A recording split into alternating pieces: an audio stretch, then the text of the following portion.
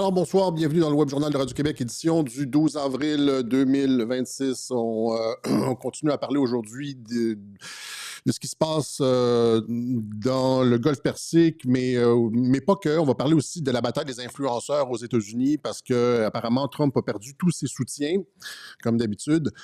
Il y a beaucoup de confusion, c'est-à-dire que étant donné que Trump semble prise au dépourvu et abandonnée de tous. Là, les piranhas sentent, ou les requins sentent le sang dans l'eau et on voit surtout, là, je vais parler surtout des influenceurs.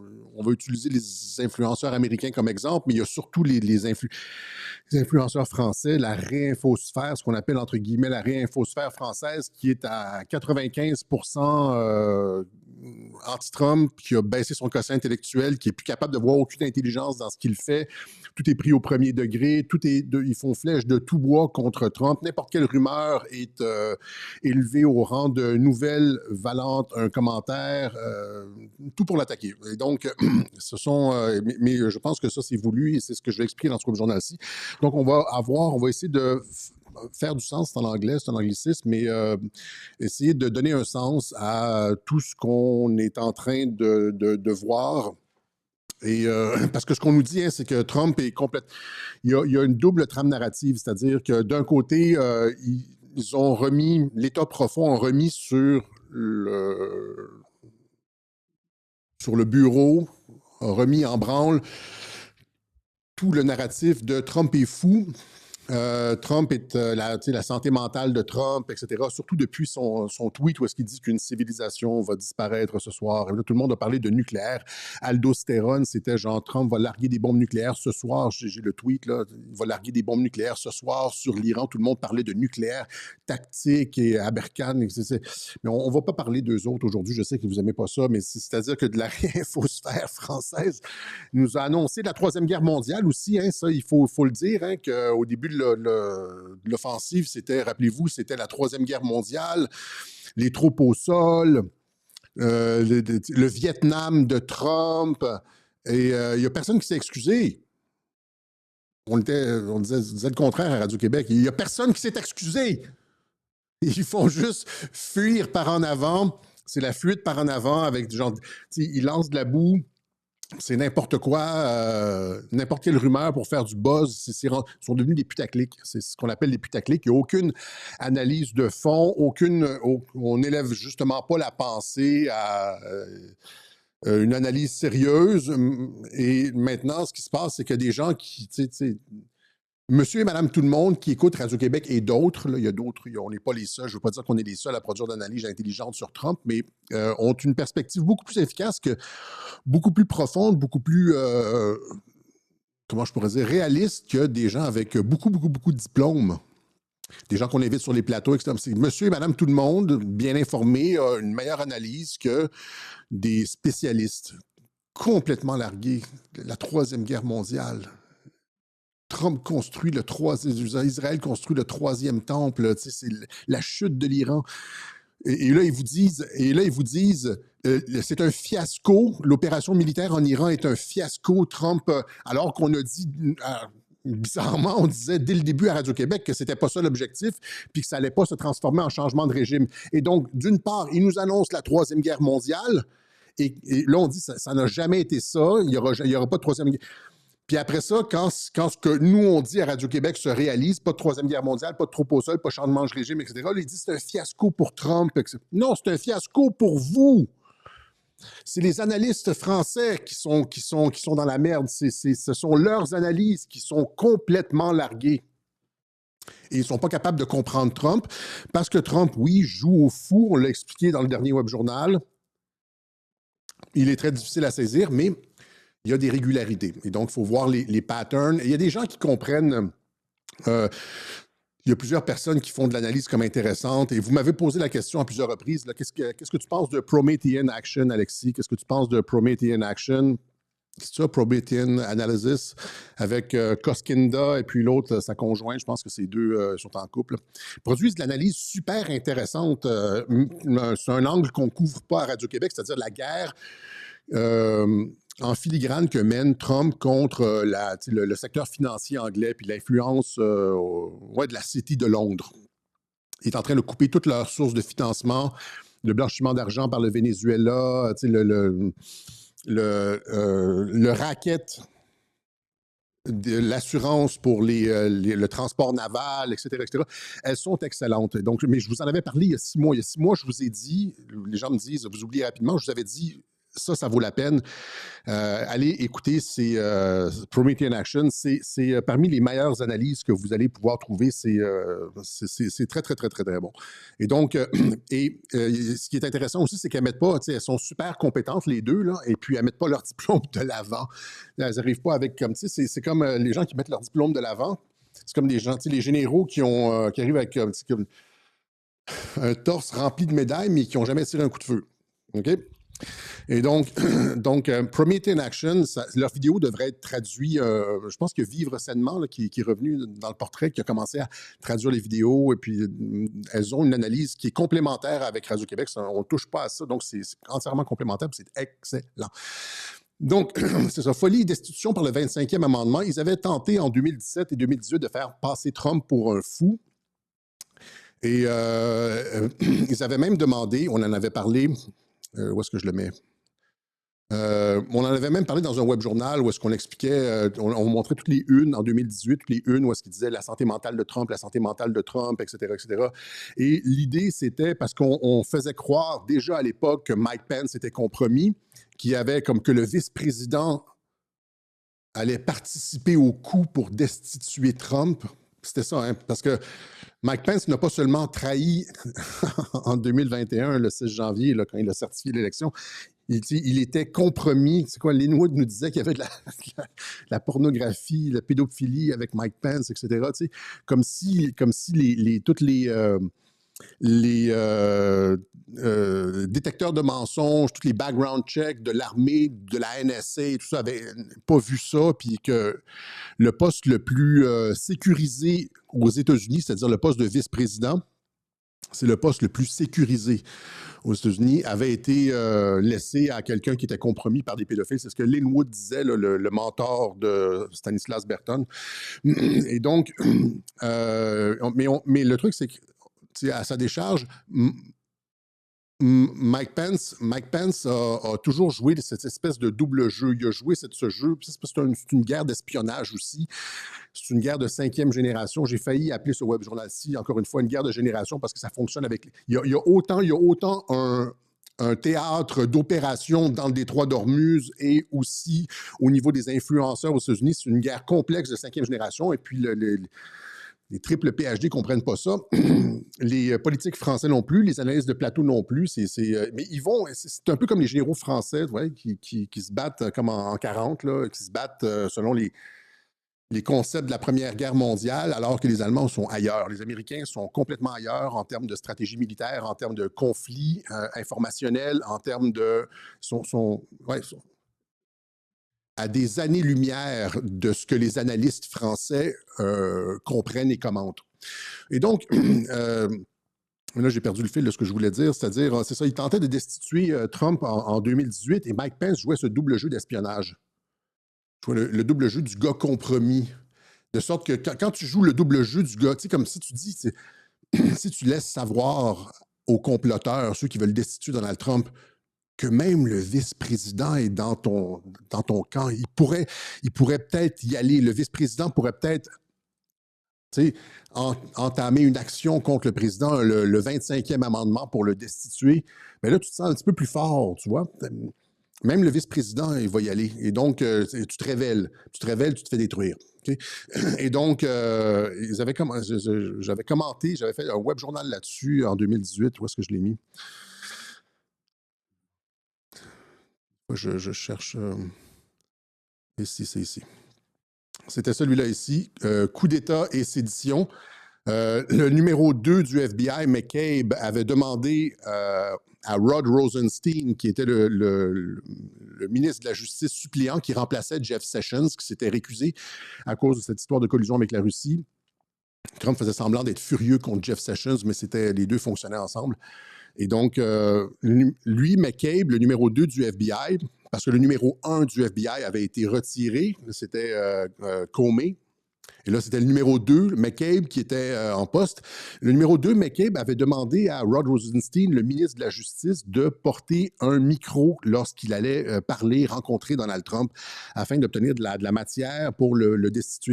Il y avait eu une réelle tentative de coup d'État à l'intérieur des institutions. J'avais tout documenté ça là-dessus. Ça fait un bout qu'on planche sur Trump, puis qu'on rentre dans les détails.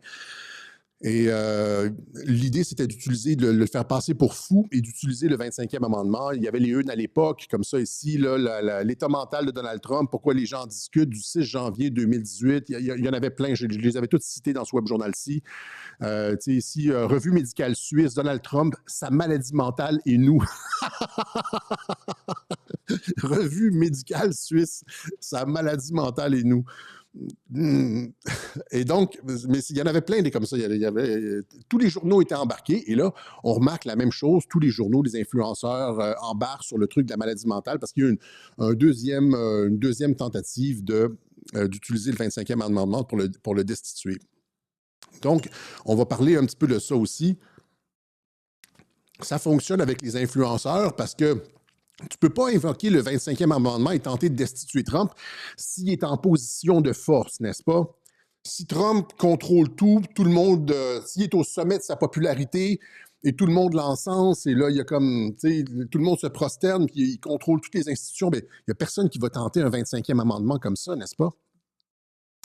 Et donc, pour que les gens se compromettent et tentent un 25e amendement, qui tentent de le destituer, il faut qu'il ait l'air faible. Il faut qu'il soit au plus bas dans les sondages. Rappelez-vous quand lors de la primaire de 2025-2024, quand Ron DeSantis battait Trump dans les résultats des primaires, et tout le monde me disait « Ton Trump est fini, Alexis, etc. etc. » Ben c'est ça, encore une fois, c'est ça. C'est que quand tu es faible, c'est là que des personnes que tu croyais amis, tes alliés, finalement, se révèlent, se retournent contre toi. C'est des personnes qui attendaient juste l'occasion de te planter un coup de couteau dans le dos, mais ils ne vont jamais le faire quand tu es en position de force et ils vont le faire quand tu es en position de faiblesse. Et la bataille des influenceurs sert à ça. OK, mais avant d'arriver là, et donc la bataille des influenceurs, plus certains sondages, ça fait en sorte que Trump est en position de faiblesse c'est un appel d'air pour des coups de couteau dans le dos. Mais il a fait ça à plusieurs reprises, je vais le montrer. Et puis aussi, donc, c'est ça, ça fonctionne aussi avec ce truc de Trump, destitution par la folie. Si vous voyez, ça c'est récent. Ça, destitution, les facultés mentales sont en train de s'effondrer. Trump accusé de démence après ses propos insensés sur l'Iran.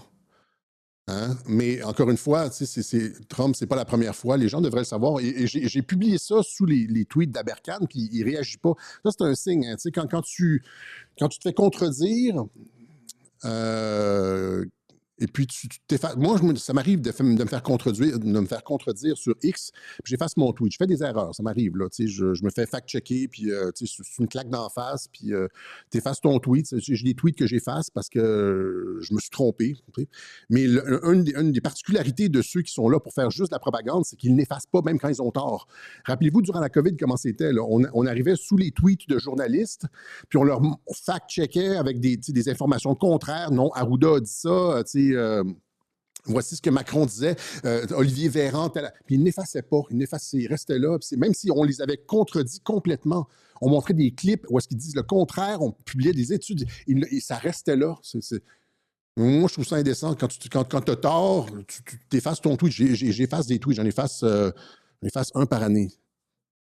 J'en efface une fois de temps en temps, j'en efface un. Mais donc, c'est ça ici. Tu vois, comme Donald Trump menace de détruire totalement la Corée du Nord lors d'un discours à l'ONU, et on le voit ici comme en train de serrer la main quelques semaines plus tard avec Kim Jong-un. Tout le monde sait que c'est un langage hyperbolique et que la base américaine de Trump, c'est que tu ne prends pas ses tweets ça fait depuis 2016 qu'ils savent qu'on ne prend pas ses tweets ou ses déclarations au premier degré. Ils le savent aux États-Unis. Mais apparemment, en France, le mémo n'est pas encore arrivé.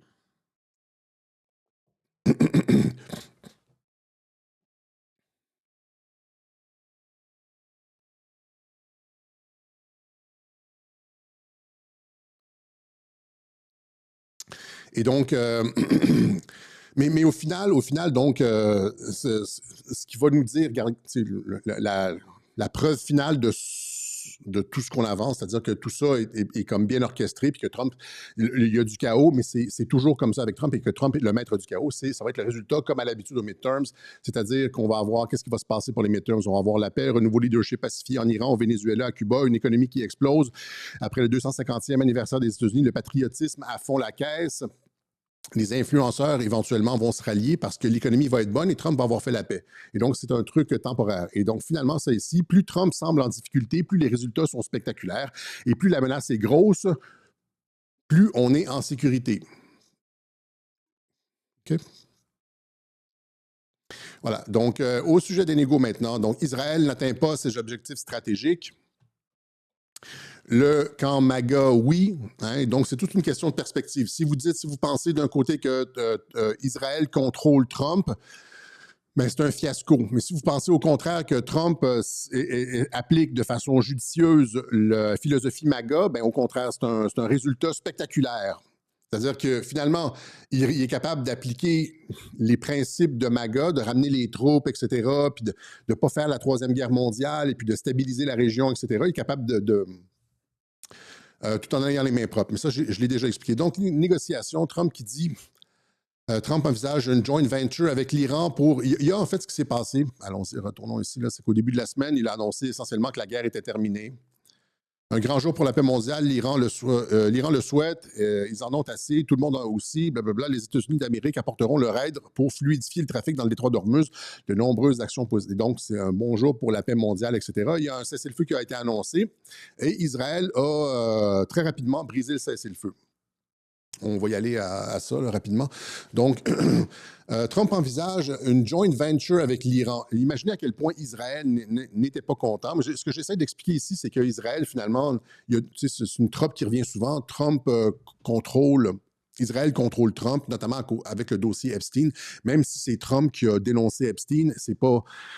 C'est tout le monde qui gratte un peu le dossier, le sait ici, même Xavier Poussard. Hein, voilà, Donald Trump a déclenché la Troisième Guerre mondiale parce qu'il est tenu par l'affaire Epstein.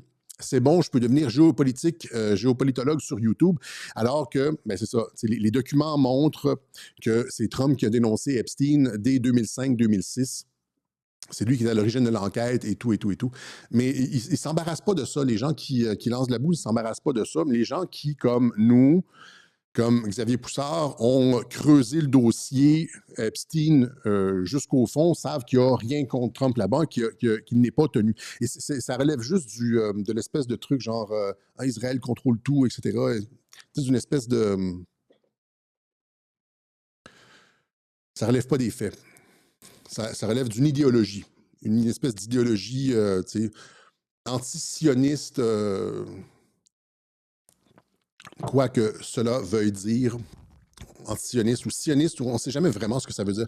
Est-ce que c'est genre tu es contre le Grand Israël ou tu es juste contre l'État d'Israël ou tu sais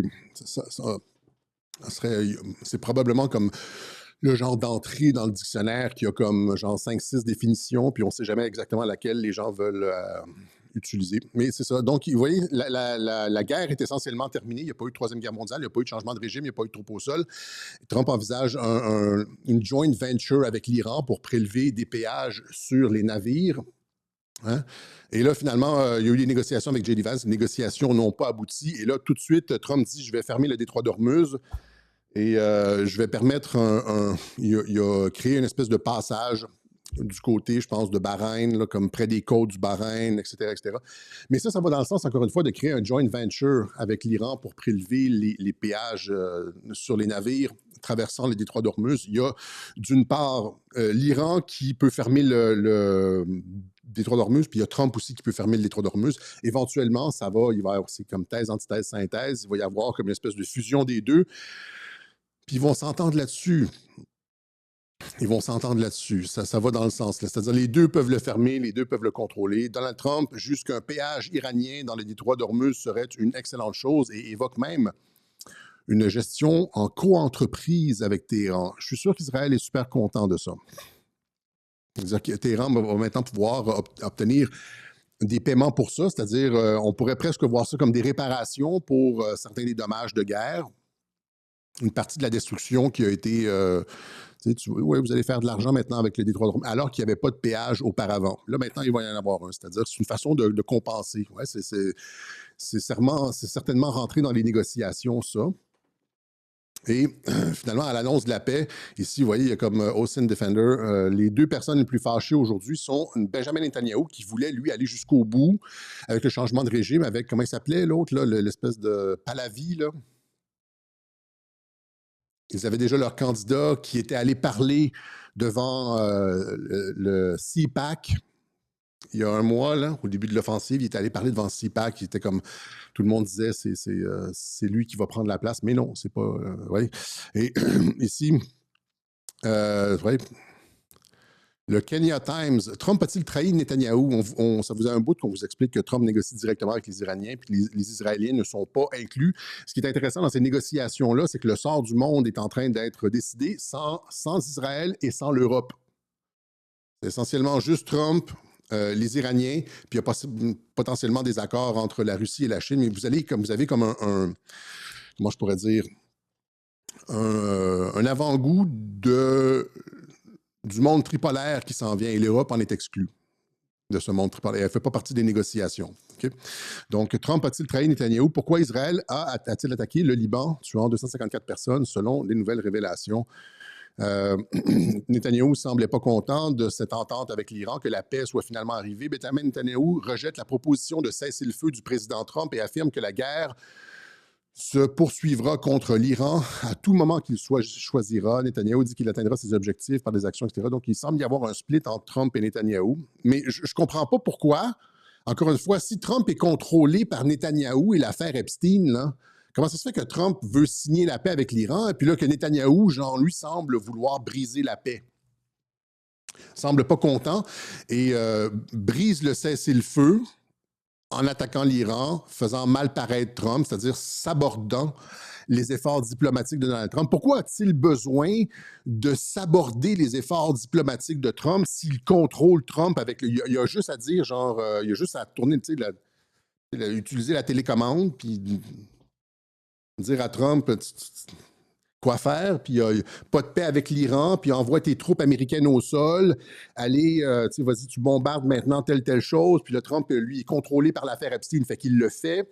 On avait dit, on s'était entendu sur un changement de régime, puis là, c'est comme que, mais là, il n'y a pas de changement, il n'y a pas de Troisième Guerre mondiale, il n'y a pas de changement de régime, il y a pas de, puis là, on arrive à la paix, et donc, où est le contrôle d'Epstein? Le contrôle de Trump par Jeffrey Epstein. Mais là, maintenant, on ne parlera plus de ça. Comme on ne parle plus de la Troisième Guerre mondiale, ils sont retraités, la queue entre les jambes. Ah, c'est pas le Vietnam de Trump, c'est pas la Troisième Guerre mondiale. Finalement, il n'y a pas eu de troupes au sol, tu sais. Et là, maintenant, ça a l'air que Trump ne fait pas ce que Netanyahou veut. Fait que là, le truc de Trump est contrôlé par Epstein, ça va disparaître tranquillement aussi dans leurs analyses. Puis qu'est-ce qui va rester? Il va rester genre, Trump s'est complètement cassé la gueule en Iran, etc., dans le détroit d'Ormuz, etc. Mais comme je le disais ici sur X, c'est juste dans la tête de ceux qui sont sur la ligne Trump contrôlée par Israël que c'est un fiasco. Pour MAGA, la ligne America First, c'est un franc succès. Les États-Unis vont se désengager de la région. Mais il n'y a pas que ça. Il y a aussi, j'avais dit... ils vont se désengager de la région, la paix va arriver. Les gens vont devoir comprendre ils vont devoir accepter, Israël va devoir accepter un Iran pacifié, c'est-à-dire qu'il va y avoir un changement de leadership, ils vont avoir été, leurs capacités militaires vont avoir été détruites, puis il faut que le nucléaire aussi disparaisse, sinon Israël n'acceptera pas. Mais à partir du moment où est-ce que le nucléaire n'est plus là, leurs capacités militaires ont été détruites, puis ont été largement réduites, et c'est un nouveau leadership, il n'y a plus aucune raison de faire la guerre. Et les États-Unis se désengagent. Donc, encore une fois, ils n'auront plus le soutien, les Israéliens n'auront plus le soutien des États-Unis. Et donc, les pays de la région, tout le monde va devoir commencer à réaliser que tu dois transiger avec l'Iran. L'Iran est incontournable, l'Iran va rester là, l'Iran est un pays millénaire, l'Iran n'est plus belliqueux, et donc, etc., etc. Mais il n'y a pas que ça, c'est-à-dire qu'il fallait aussi, j'avais dit qu'un des objectifs de cette opération était de réduire l'influence d'Israël sur la politique américaine, et ça fonctionne notamment avec le travail des influenceurs. Ouais, les travails des influenceurs qui disent que Trump est contrôlé par Israël, ça sert à ça. Un, il ne l'est pas parce qu'il se désengage alors que Netanyahou veut qu'il y aille. Mais ce que ça fait encore là, tout ça, c'est-à-dire que ce qu'on voit aujourd'hui, c'est exactement ce que j'explique depuis un mois, se réaliser graduellement, c'est-à-dire que c'est la seule analyse sur laquelle on rétropédale pas, puis qui s'avère avec le temps exactement, qui va dans le sens de ce qu'on explique, c'est-à-dire ici, la vue des Américains sur Israël, Netanyahou est devenue beaucoup plus négative. Hein, on est passé de 55 favorables, 42 négatifs, à 60 défavorables. À 60 défavorables, 37 positifs, même chose pour Netanyahou. Donc, les Américains, avant, qui étaient très, très, très, surtout les chrétiens sionistes, très, très, très pro-Israël, ça c'est en train de changer complètement grâce au travail de Tucker Carlson, etc., etc.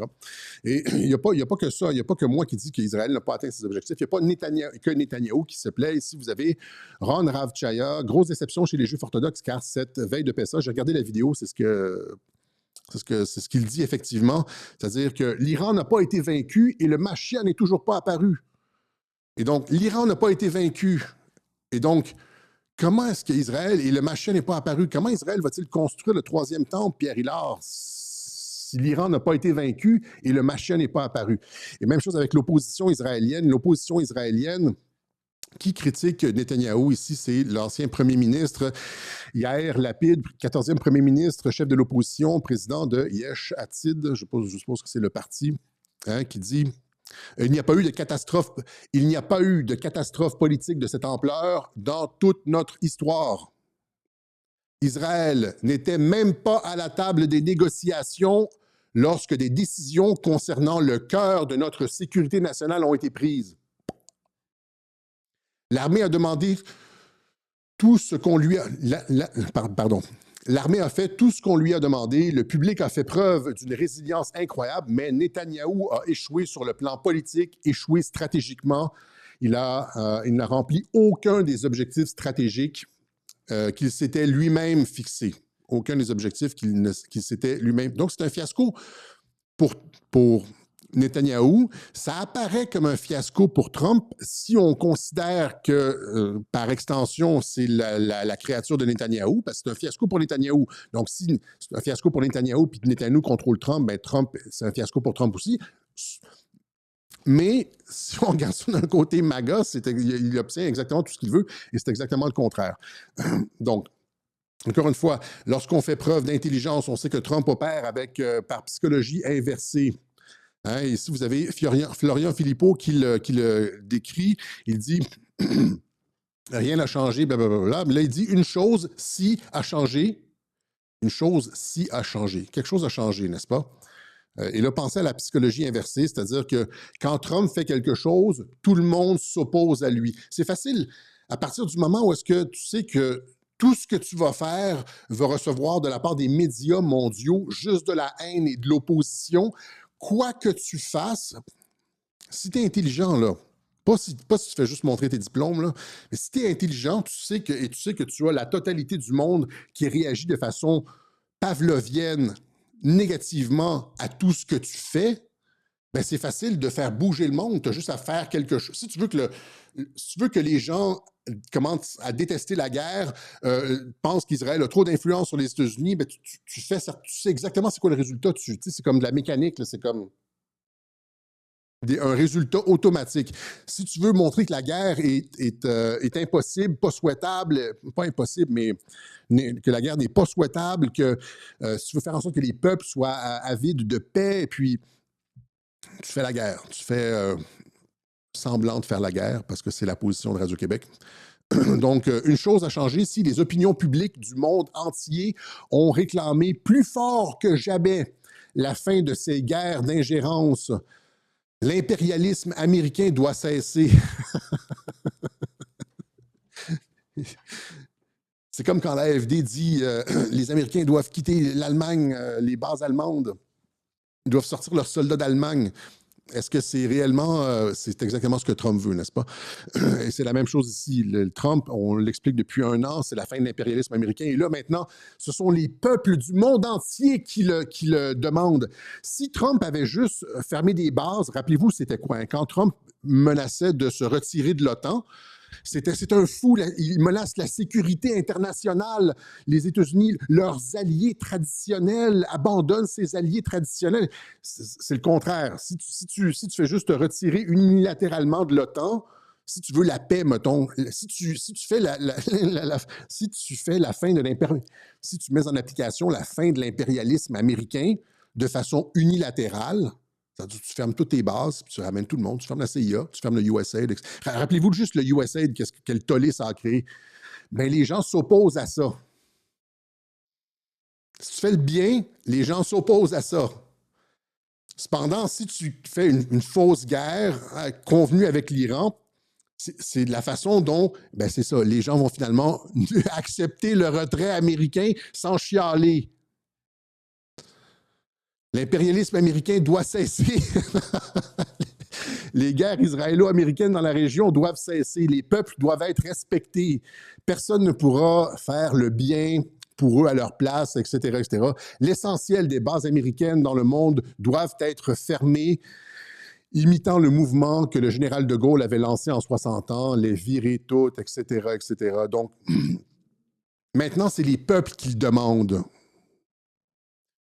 Ça, c'est de la psychologie inversée.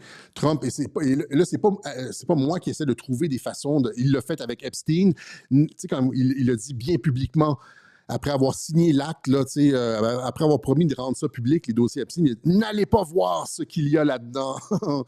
Et même chose avec Jeff Sessions, quand il se chicanait avec Jeff Sessions, son premier ministre de la Justice, qui a mis en branle toute l'opération sur la collusion avec la Russie, un ensemble de choses. Jeff Sessions s'est récusé et Trump se chicanait avec son ministre de la Justice de sorte que tout le monde prenait la défense de Jeff Sessions. Jeff Sessions qui était, quand Trump l'a nommé ministre de la Justice, tous les médias l'ont attaqué. C'est comme si tu dis, quand tu fais quelque chose unilatéralement, si tu dis je retire mes bases, tout le monde t'attaque en disant tu ne respectes pas tes alliances, tu menaces la sécurité mondiale, les États-Unis hors contrôle, Trump fou. Mais si tu fais le contraire, là, tout le monde demande que tu fasses le contraire, puis là, tu peux le faire. Mais c'est la même. Quand il a nommé Jeff Sessions, là, tout le monde disait Jeff Sessions, c'est un raciste. C'était comme, tu sais, il y avait eu toutes sortes de choses. Là. Je pense qu'il venait de l'Alabama, et puis on lui collait toutes sortes d'histoires.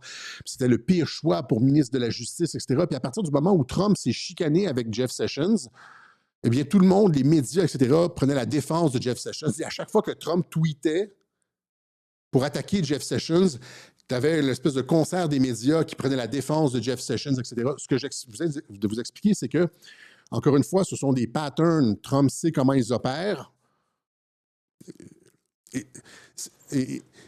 C'est-à-dire, c'est difficile à comprendre, mais c'est compréhensible sur la durée. Si tu as vu, c'est ce qu'on fait à Radio-Québec, on documente ça depuis 8 ans.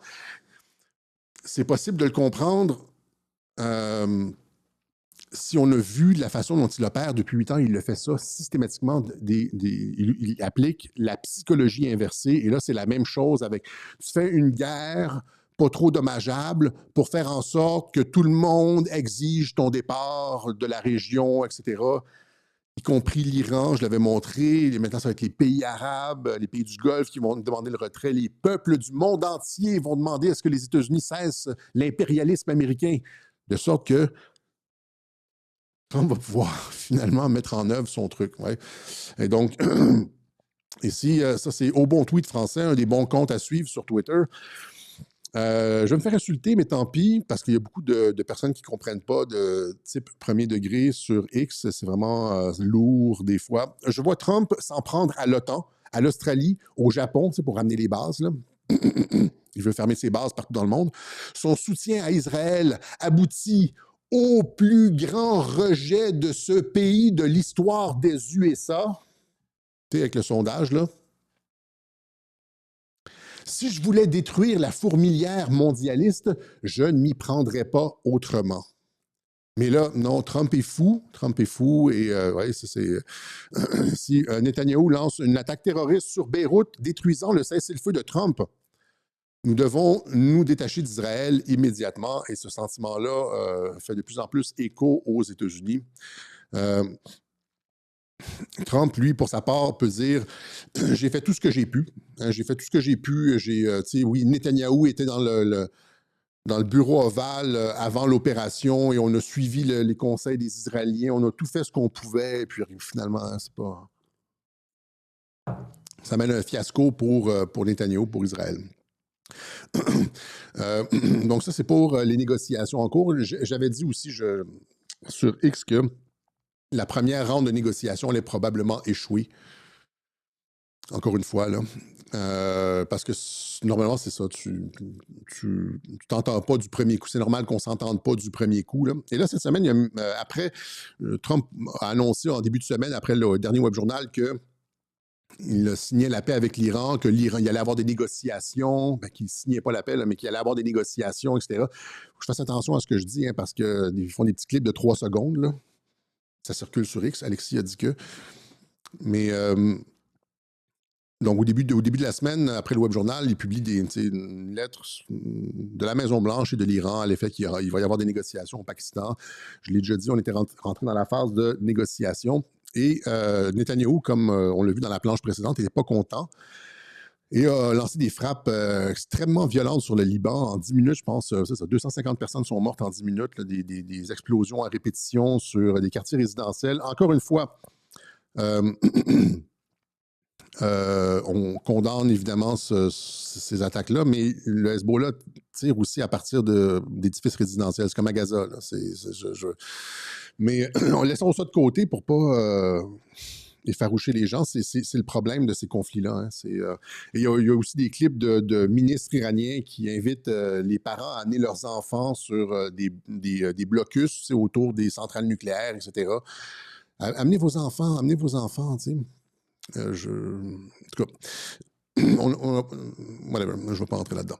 Et là, c'est ça. Donc, paf, Netanyahou frappe le Liban et brise donc le cessez-le-feu. Ça s'est calmé par la suite, là. Mais brise le cessez-le-feu et le momentum pour la paix qu'il y avait en début de semaine. Et 2 jours plus tard, pouf, Melania Trump sort faire une déclaration. Sorti de nulle part un peu. Donc, Melania Trump, dans une déclaration inhabituelle à la Maison-Blanche, les mensonges qui me lient à l'infâme Jeffrey Epstein doivent cesser parce que tout le monde, on essaie de la faire passer pour une prostituée d'Epstein qui aurait été vendue à Trump. C'est épouvantable. Le niveau de propagande qu'on voit est absolument épouvantable. Je pense que je ne l'ai pas mise, là, mais il y a toutes sortes de Photoshop de Melania, genre avec Jeffrey Epstein en train de l'embrasser, etc. Mais donc, et là-dedans, donc, elle dit elle n'a rien à voir avec Jeffrey Epstein. Et elle dit, par exemple, elle revient dire que les survivantes devraient être entendues devant le Congrès. Donc, elle ramène le dossier Epstein dans l'actualité et demande au Congrès de rendre les noms des clients publics, etc.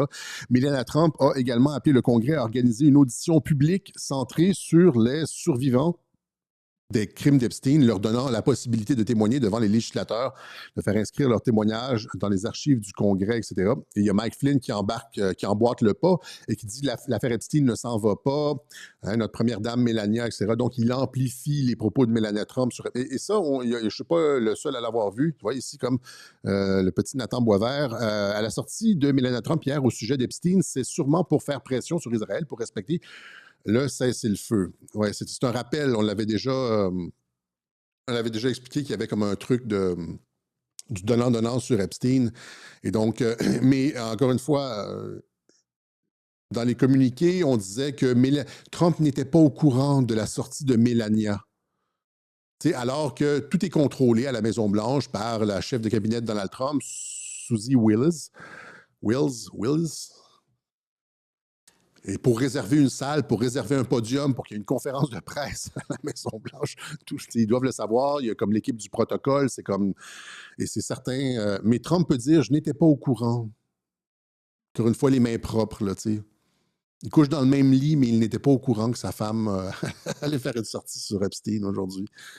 Le protocole à la maison, ça lui permet d'avoir, encore une fois, c'est ça, les mains propres. Et c'est un avertissement à Netanyahou, ça. Voilà. Et donc. Maintenant, tout ça s'inscrit sous fond de conflit avec les influenceurs. Trump perd les influenceurs MAGA, que ce soit Megyn Kelly, Candace Owens, Alex Jones, Tucker Carlson, etc. Et la raison pour laquelle, là-dedans, il y a pas mal de fausses chicanes. Je les suis pas tous, hein. Je les suis pas tous, mais je suis pas mal certain qu'il y a pas mal de fausses chicanes là-dedans. Ce qu'on doit comprendre, c'est que, rappelez-vous, hein, allons-y avec ça ici, là. Je vais vous montrer en fait un clip de Trump. Ou allons-y avec ça ici. Trump a fait une purge. Trump a fait une purge de. Parce que dans une guerre de 5e génération, dans un conflit politique comme celui-là, tu sais pas sur, comme je le disais en début du Web Journal, tu sais pas sur qui tu peux compter, tu sais pas qui sont tes amis, tu sais pas qui va te planter un coup de couteau dans le dos quand tu es faible.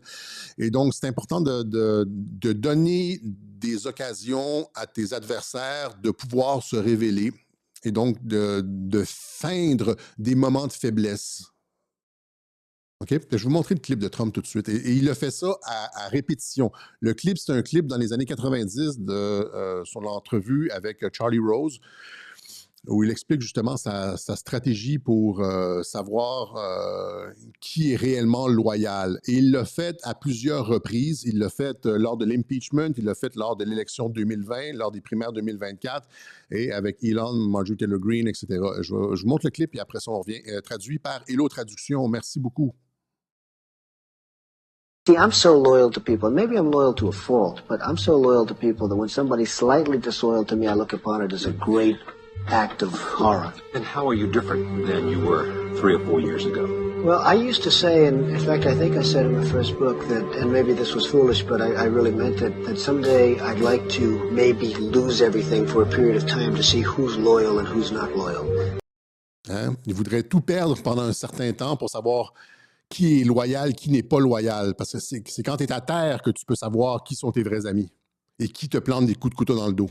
And frankly, I found out a lot of Did things. you find out who's loyal and not I tell you loyal? what, and you can't guess it. You can't predict it. You think certain people would be loyal no matter what, and it turns out that they're not. And you just can't predict it. It's very difficult. And that I would think I have would have treated people differently. I think that, some of the people that were most loyal to me are people that I didn't think would be. Some of the people that were least loyal to me are people. Donc, quadrillage traduction aussi, merci beaucoup. Et donc, il a fait ça, il a mis ça cette stratégie-là qu'il explique. Remarquez-vous que le ton est différent. Premièrement, il y a l'accent de New York, est beaucoup plus prononcé dans les vieux clips, et il parle de façon beaucoup plus soutenue. Maintenant, c'est China.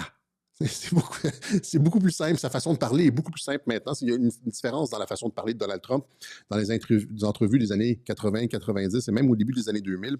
Et le Donald Trump politicien qu'on voit aujourd'hui, c'est beaucoup. Ça a été le langage a été. Il y a un langage très, très, très articulé à l'époque et aujourd'hui, c'est beaucoup simplifié.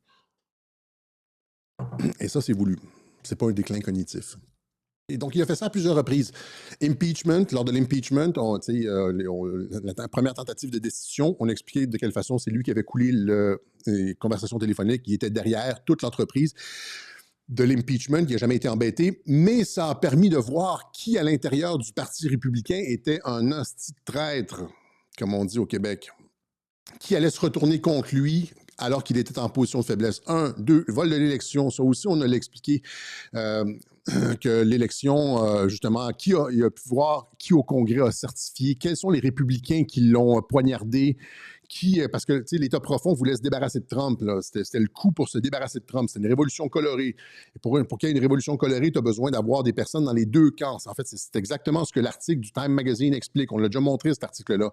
The Secret History of the Shadow Campaign that saved the 2020 election. C'est bipartisan, une entreprise bipartisane pour se débarrasser de Donald Trump. Ben, dans cette entreprise bipartisane, Trump s'est placé en position de faiblesse. Il n'a pas perdu l'élection et est resté à la manœuvre à travers un système de continuité de gouvernement. Encore une fois, on dit Alexis s'est trompé là-dessus. Non, je ne me suis pas trompé. Ça a été massivement documenté et il n'a pas perdu le contrôle de la branche exécutive. Ça s'est fait de façon subtile, mais il n'a pas perdu le contrôle de la branche exécutive. Et donc, mais c'était encore une fois une entreprise bipartisane pour littéralement le poignarder. C'était et tout Brutus, là. C'était un truc à la César. Où est-ce que tu as les sénateurs qui le poignardent tous, un petit coup de couteau, le tchac, tchac, tchac, tchac, qui certifie l'élection, qui se retourne contre lui. Mais lui, ça n'a jamais été le plan de s'accrocher, justement. C'est là qu'il était au-delà de la, tu sais, comme qui était à la manœuvre. Et il a justement, étant donné qu'il savait qu'il y avait un coup d'État contre lui, il a nommé Chris Miller, le directeur du centre antiterroriste, à titre de ministre de la Défense, etc., pour gérer cette période-là. Chris Miller qui a remercié Mike Pence lors d'un discours pour avoir géré avec lui les opérations militaires les plus complexes de l'histoire des États-Unis. Durant le ministre de la Défense, j'ai montré le clip là, le ministre de la Défense, Chris Miller, a dit en fin 2020, dans un discours, il a remercié Mike Pence en disant que merci d'avoir été à mes côtés lors de la mise en place des opérations militaires les plus complexes de l'histoire des États-Unis. Donc, ça, c'est le ministre, ça vient du ministre de la Défense. Donc, durant les 2 mois, les 2-3 mois dans lesquels Chris Miller a occupé le poste de ministre de la Justice, les États-Unis ont mis en branle les opérations militaires les plus complexes de l'histoire du pays. Okay? Mais encore une fois, donc, tout ça pour dire, allons rapidement, que le vol de l'élection, c'était pour voir. Je l'ai expliqué même à l'époque, ça, que c'était pour voir qui, à l'intérieur du Parti républicain, allait trahir. Même chose avec la primaire de 2024, avec Ron DeSantis. J'avais expliqué exactement la même chose, c'est-à-dire qui est là pour trahir, qui allait comme. Alors que à la fin, c'est Trump qui menait sur DeSantis, puis DeSantis a jeté la serviette. Mais au début, c'était Ron DeSantis. Les sondages montraient Ron DeSantis en tête. Et là, rappelez-vous, il y avait comme des républicains qui finançaient Ron DeSantis. Et donc, mais ça, tu signes ton arrêt de mort. Là, Ron DeSantis n'a jamais eu l'intention de finir la course. C'était pour savoir qui allait le financer à l'intérieur du Parti républicain, qui allait lui donner de l'argent. Et là, c'est une trappe, c'est un piège. Et ils avaient tous les noms de ceux qui ont donné à DeSantis. C'est des gens que tu ne vas jamais nommer dans ton administration, à qui tu ne vas jamais faire confiance, etc. Tous les gens qui ont été dans la campagne de Ron DeSantis, barrés à vie. C'est comme ça que tu procèdes, parce que c'est un monde de requins, c'est Washington, là, c'est pas là, le village des bisounours, là, c'est des requins, c'est de la trahison, ouais. Et même chose avec donc Elon Musk, Marjorie Taylor Greene, etc. Donc, rappelez-vous quand Elon Musk a dit « Trump est dans les dossiers Epstein ». Et après ça, il a été vu comme en train de rigoler avec lui à plusieurs reprises, serrer la main, etc. Ils vous ont bien eu, etc. Mais l'autre, Aberkan, continue à sortir ça là, comme s'il n'y avait pas eu de... Il ne veut pas voir. Il est comme... En tout cas, Musk versus Donald Trump, et encore une fois, à cette époque-là, rappelez-vous quand Elon Musk avait dit « Je vais partir mon America Party ». Les deux partis sont corrompus, je vais partir mon America Party. Et là, des gens me disaient, je disais non, ça va aller nulle part, etc. C'est le Parti républicain. Mais qu'est-ce qui s'est passé? C'est que les gens qui sont allés vers ça, etc. Encore une fois, c'est la même chose si tu barres des noms. Et donc, ça, c'est pour les opérations de loyauté en général. Maintenant, au sujet des influenceurs, c'est la même chose. C'est-à-dire, tu vas voir, étant donné que Trump est en position de vulnérabilité, tu vas voir qui embarque dans le jeu de Trump est fou. Trump a perdu la tête, etc., etc. Et donc, je ne sais pas dans quelle mesure ils sont tous de connivence avec Trump. Je parle des fausses chicanes, là. Je ne sais pas dans quel degré, par exemple, Candace Owens. Ça, pour moi, c'est un petit peu l'électron libre, Candace Owens, là. Megyn Kelly, je suis pas mal sûr qu'elle travaille avec Trump. Je la suis pas tout le temps, là, mais je suis pas mal sûr qu'elle travaille avec Trump là-dedans, que c'est une fausse chicane, etc., etc. Et les choses dures qu'ils disent contre Trump, finalement, regardez dans 6 mois, qu'est-ce qu'ils vont dire. On va faire des webjournaux, puis on va montrer des clips de Tucker Carlson, de Megyn Kelly, qui font l'apologie de Trump à 1 mois de l'élection en disant « Wow, on a fait de la paix, puis c'est comme l'économie boom. » Et puis, finalement, c'était pas si pire. Et puis, à partir du moment où tu serres la main avec les ayatollahs, c'est terminé. Et puis, ils vont revenir... ils vont tous revenir, pour la plupart, dans le giron MAGA. Mais le truc, c'est qu'on est rendu maintenant à la phase, après toutes les phases, les différentes purges, on est rendu maintenant à la purge au niveau des influenceurs. Parce que, la raison pour laquelle on est rendu là, c'est parce que en 2016, quand Trump a pris le monde entier par surprise, c'était Hillary qui était censée rentrer. Hillary contrôlait 100% des médias. Trump avait une couverture médiatique à 96%, 92%, dépendant des négatives. C'est du jamais vu dans l'histoire. Même Hitler n'avait pas autant de couverture négative durant la Deuxième Guerre mondiale. Je sais pas, j'étais pas là, mais c'est ces genres-là, tu sais. Et Trump a réussi à gagner parce qu'il y a, c'est ce que Mike Flynn, le clip de Mike Flynn, où il dit nous avons une armée de soldats digitaux, etc.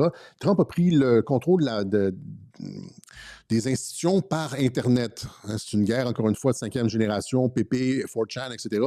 Mais ça s'est articulé autour de trois organisations. Le Drudge Report, j'en ai parlé là, à l'entrevue avec Stéphane Hamel. Breitbart News et InfoWars.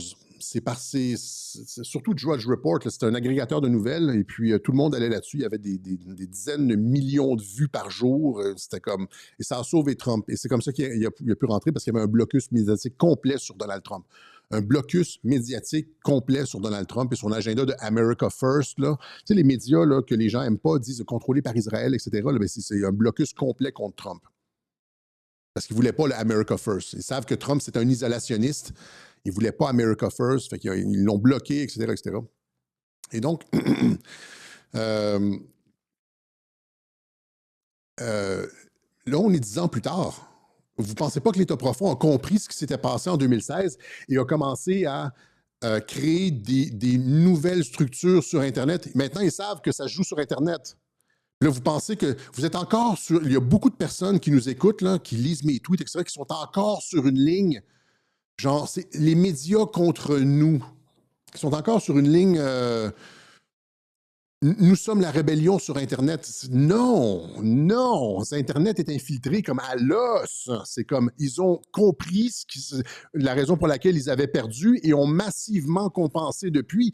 Si vous lisez Mike Benz, si vous comprenez Mike Benz, les réseaux atlantistes ont massivement investi dans Internet, dans la contre... on est 10 ans plus tard. Le contrôle des influenceurs, on en parlait dans le dernier web journal, etc., etc. C'est comme le retournement des influenceurs, etc. Et cette purge-là, Trump est en position de faiblesse ici, c'est pour voir justement qui, au sein des influenceurs, se révèle exactement comme avec DeSantis, avec l'impeachment, avec l'élection 2020. C'est exactement ça. Trump est en... Et là, qu'est-ce qu'on voit? Nous, du côté francophone, on les voit tous se retourner comme des crêpes. Ça fonctionne. Ils sont tous sur le logiciel Trump est fou. Ah, il était ici la photo de Melania là, avec Epstein. C'est des Photoshop. C'est tout du Photoshop. Et donc, encore une fois, Trump, dans ses tweets, dit juste comme ça, là, avant attire encore une fois, a attiré l'attention sur Brigitte Macron. Il dit c'est une très belle femme, beaucoup plus que Candace Owens. Si tu me posais la question, je prendrais Candace Owens. Là, 9 fois sur 10. Mais il attire, encore une fois, c'est presque un punch, ça, de dire, Brigitte, mais c'est presque de la psychologie renversée, ça aussi. Et il attire, encore une fois, les regards sur le procès, sur le genre, le sexe biologique de choses là, avec la perruque. Et donc, tout ça pour dire que maintenant, c'est ça, qu'est-ce qu'on voit se produire maintenant, c'est le mot d'ordre. Donc, le mot d'ordre a été lancé, santé mentale, et on voit tout le monde, comme en 2018, on voit tout le monde toutes les taupes de l'État profond, tous ceux qui parlent de santé mentale de Trump ont su le mémo, là. Ils ont su le texto à 4 heures du matin qui dit, le genre qui leur dit quoi dire, puis ils sont tous sur la même ligne. On aurait pu créer un clip de 2 minutes avec tout le monde à la télévision qui dit genre Trump santé mentale, la folie de Trump, Trump santé mentale. C'est comme le clip des médias où est-ce qu'on les voit tous répéter la même ligne, là.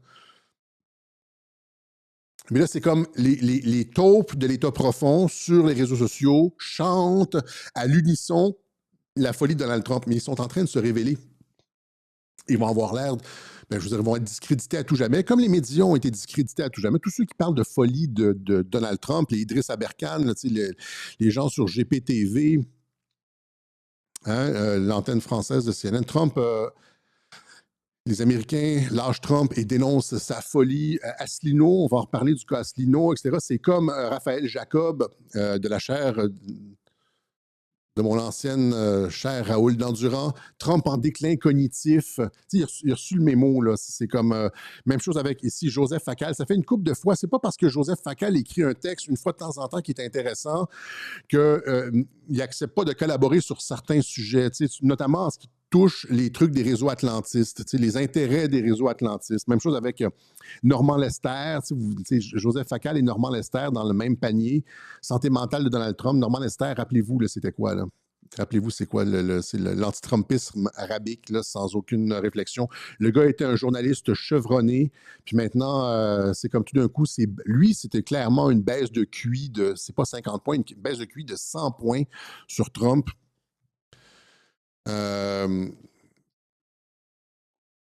J'aurais pu faire comme un montage... un montage de tous ceux qui en parlent, mais c'est bon, je pense que vous comprenez l'idée. Et ici, le truc, c'est, vous voyez, donc on en parlait déjà, le coup a déjà été tenté en 2018, 2017-2018 pour le destituer. Je l'ai documenté ici. Le truc, c'est que Trump a tweeté au début avril, n'est-ce pas, là, il y a 2 semaines, là, une civilisation va disparaître, blablabla. C'est qu'il le sentait venir. Hein? Il le sentait venir. Regardez, un délire narcissique, Trump est-il vraiment fou? 16 mars 2026. Donc, il y a quelque chose, l'entreprise, l'espèce de momentum pour la trame narrative de la folie et du déclin cognitif de Trump était déjà en branle à la mi-mars. Délire narcissique, Trump est-il vraiment fou? Et quand Trump tweet au début avril, c'est pour amplifier ça. C'est-à-dire qu'il est au courant de l'opération qu'il ramène le truc du 25e amendement sur la table et accélère le mouvement. Et là, tous les influenceurs embarquent avec un tweet qui les appâte. Les influenceurs embarquent partout, tout le monde, Aberkan, Asselineau, Géopolitique profonde, tout le monde, la Radio-Canada. Et finalement, ce qu'ils font, c'est qu'ils se révèlent. Hein, par exemple, on va montrer ici, on va prendre le cas d'Asselineau. Et là, les supporters d'Asselineau, réfléchissez correctement, là, OK? Mettez vos préférences de côté, parce que ce que vous devez comprendre, là, c'est la raison pour laquelle ça ne fonctionne jamais, nos affaires, puis qu'on n'est jamais capable d'aller nulle part, puis qu'on est toujours sur des lancées perdantes, c'est parce qu'on ne comprend pas les règles du jeu. Hein? Puis on fait confiance à des gens genre, qui ont été retournés. Asselineau a clairement été retourné. Regardez les unes qu'on avait avant l'élection de Donald Trump. Trump menace pour les mondialistes. Avec François Asselineau. Ici, une entrevue à Tocsin.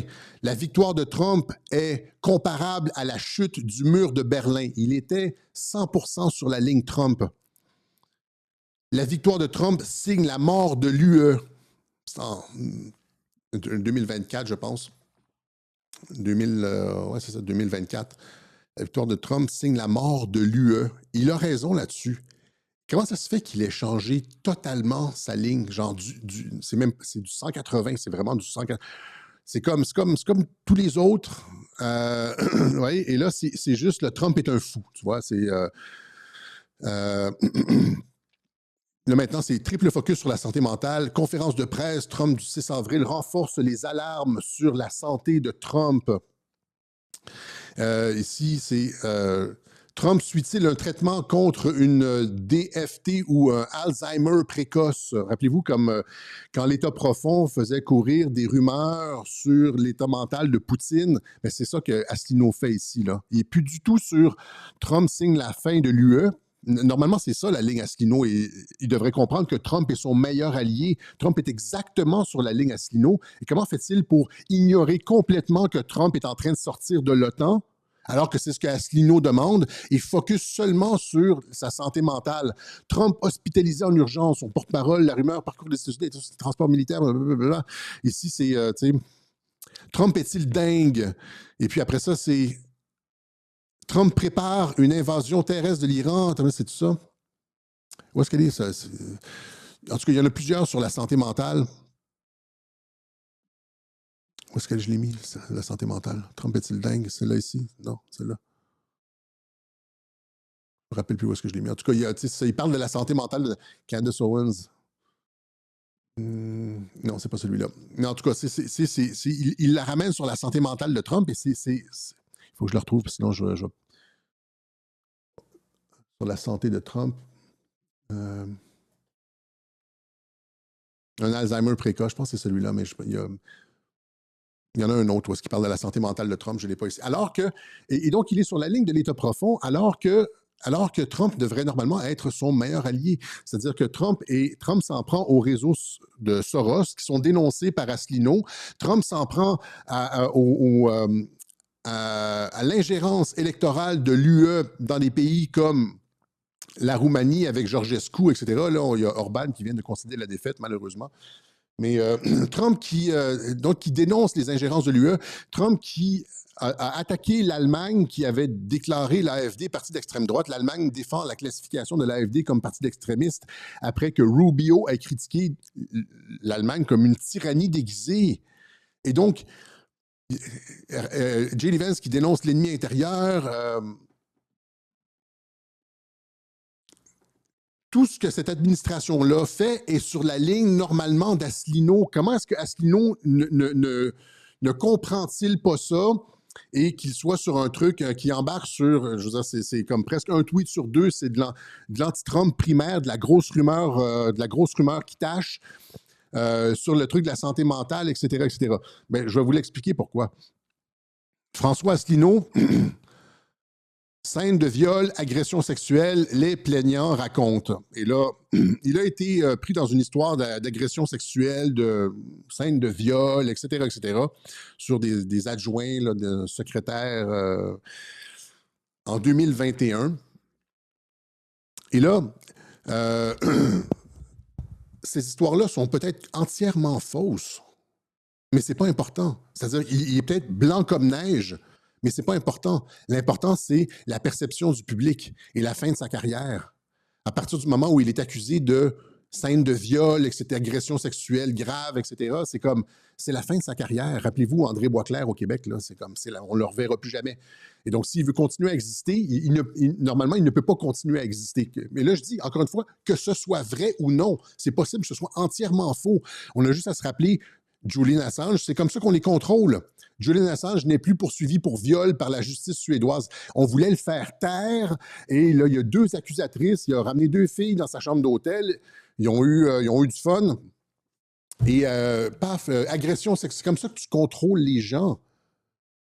Et même chose, le Asselineau, même affaire ici, scène de viol, agression sexuelle, etc. Juste avant l'assermentation de Donald Trump, le 26 décembre 2024, non-lieu prononcé pour Asselineau dans l'enquête pour harcèlement. On vote, les accusations vont tomber, on va laisser tomber les accusations, mais tu vas faire un fucking 180 degrés sur Trump parce que Trump signe la fin de l'UE. Regardez, vous voyez pas les patterns, c'est pas clair, les gens vont dire... Tu ne devrais pas nous diviser, Alexis. Vous êtes habitués à perdre, c'est juste ça. Aux États-Unis, ils n'ont pas de problème à pointer du doigt des gens qui sont compromis comme ça. Vous êtes juste habitués à perdre, ceux qui disent ça. Vous êtes juste habitués à perdre. Je suis désolé pour vous. Trump signe la mort de l'UE, comparable à la chute du mur de Berlin, et tout d'un coup, Trump est un malade mental, Trump est un ci, Trump est un entre-deux, il y a eu un non-lieu. Faites-vous les liens un peu? Et donc, ils se compromettent les uns après les autres. Non, c'est pas juste une question d'ego. Ici, il était entièrement sur la ligne Trump. Il était entièrement sur la ligne Trump. Et Trump, depuis son assermentation, a fait à peu près tout ce que Asselineau aurait pu souhaiter, mais Asselineau ne voit rien de ça et fait de l'anti-Trumpisme primaire à la Abercane. C'est inexplicable. La seule explication logique, c'est ça ici, c'est le non-lieu, alors que les agressions de viol menaçaient sa carrière politique, maintenant, ils ont été classés en échange de... C'est la seule explication possible. Okay? Et là, soyez capable de modéliser un peu, c'est-à-dire que Vous allez avoir des trucs comme ça qui vont se produire à répétition. C'est le mode d'opération de l'État profond. Pourquoi c'est si difficile à comprendre? C'est même pas moi qui le dis. Tout le monde le sait. Un, deux, regarde, rappelez-vous le clip qu'on a passé de Fabrice Epelboin qui dit l'espèce de chantage par le sexe et ce genre de trucs-là, les accusations, c'est le mode d'opération normal de la démocratie. Quand on creuse un peu l'affaire Epstein, on s'aperçoit que c'est le fonctionnement quotidien des systèmes démocratiques. L'affaire du Safari Club est très intéressant là-dessus. Alors attendez, vous dites c'est le système quotidien, vraiment? Oui. Mais c'est d'une banalité. C'est-à-dire mêler pouvoir, sexe, agent, criminalité, pour vous, c'est banal? C'est absolument banal. C'est-à-dire, dites-nous plus, parce que là, excusez-moi, je ne connais pas de dirigeants politiques forcément qui sont mêlés dans tous les réseaux pédocriminels. Vous avez peut-être zappé des cours d'histoire dans votre école de journalisme, mais dans les années... Ouais. Epstein, c'était ça, etc., etc. C'est quand on veut coincer quelqu'un, on fait ce qu'on a fait à Julian Assange, on l'accuse d'agression sexuelle et c'est terminé. Et c'est Trump qui a fait en sorte que Julian Assange finalement s'en sorte sans aucune poursuite. C'est Trump, ça a été négocié. Rappelez-vous les posts de Q sur June 88, Julian Assange va être libéré en juin et comme de fait, il a été libéré en juin, je pense que c'est l'autre année d'avant, en 2024. On savait que c'était June 88. Il était sous protection et puis etc., etc. OK? Faites les liens. Arrêtez de dire tu divises, Alexis. Ben oui, c'est pas de à partir du moment où tu comprends que la guerre d'influence, si tu veux pas voir ça, tu vas juste continuer à faire des erreurs, à accorder ta confiance à des gens qui ont été retournés, etc. Pourquoi ne serions-nous pas intelligents et sur nos gardes? Parce que c'est votre préféré, parce que, ben oui, regardez le modélisé, là, changement à 180 degrés, puis j'enlève. Voilà. Donc, voilà, donc c'était ça qu'on avait. Je pense qu'on va laisser ça ici, là. C'était ce qu'on avait pour vous aujourd'hui. Essentiellement, dans ce conflit, dans ce qui est en train de se passer en Iran, c'est surtout Israël qui y perd. Le mouvement MAGA en sort avec à peu près tout ce qu'il souhaitait, sauf que pour y arriver, tu dois utiliser de psychologie inversée. On l'a expliqué ça, OK? Deuxièmement, les influenceurs, la bataille des influenceurs. Ces influenceurs-là vont se rallier à Trump après ses résultats spectaculaires en paix mondiale, en économie, etc., avant les midterms. Trump va gagner les midterms sans haut la main, parce qu'on sait comment il planifie longtemps à l'avance, il a juste ça en tête.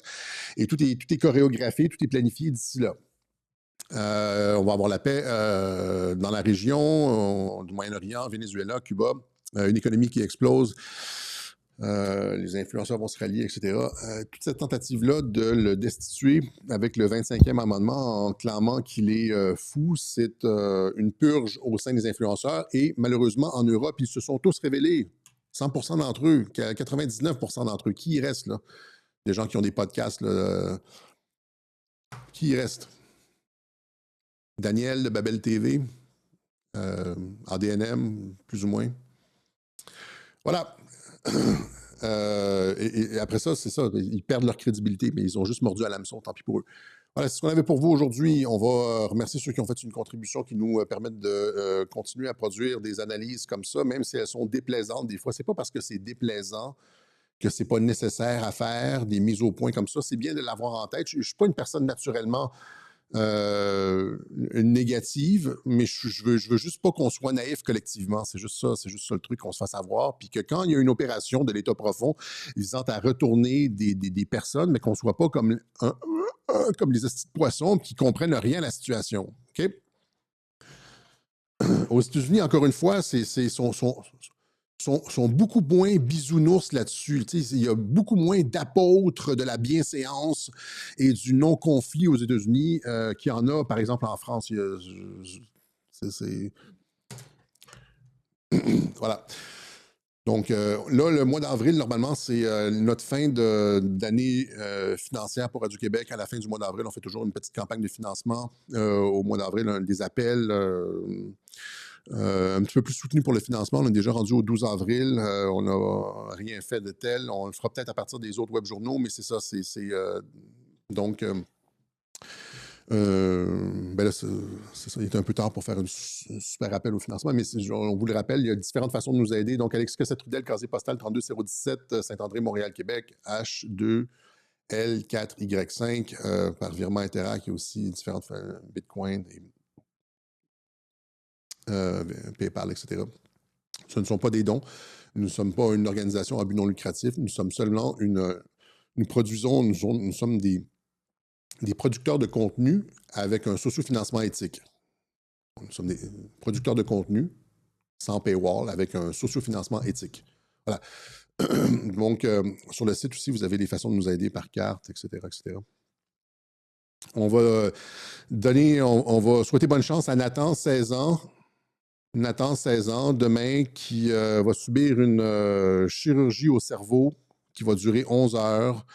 Encore une fois, je ne peux pas le faire tout le temps, mais des fois, ça me frappe. Et donc, Nathan, 16 ans, qui va passer sous le bistouri pour une chirurgie au cerveau demain, 11 heures. Vos prières sont sollicitées. Moi, je lui envoie ici le Bouddha de la guérison. On lui colle un Bouddha de la guérison dessus. Si vous êtes chrétien, juif, musulman, ayez une pensée pour Nathan. Si vous êtes ou si vous êtes juste dans la pensée positive, un athée, dans la pensée positive, pensée pour Nathan. 11 heures en opération pour le cerveau. Voilà. On te souhaite bonne chance, Nathan. Go, go, go. Tu vas passer à travers. Voilà, c'est ce qu'on avait pour vous aujourd'hui. On se donne rendez-vous. J'espère que ça clarifie la situation, que c'est au sujet, en tout cas, des influenceurs. Puis, juste pour résumer ça en une seule phrase, le fait que Trump soit attaqué par plein d'influenceurs c'est comme un appel d'air pour les médias, les médias alternatifs qui ont été créés par l'État profond, tu sais, comme en mode infiltration, là, pour récupérer la dissidence, là. C'est là qu'ils se dévoilent. Là, on les voit se dévoiler.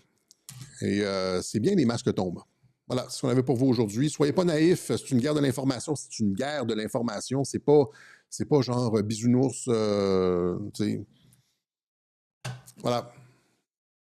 À la semaine prochaine pour une autre édition du Web Journal de Radio-Québec. Salut la gang.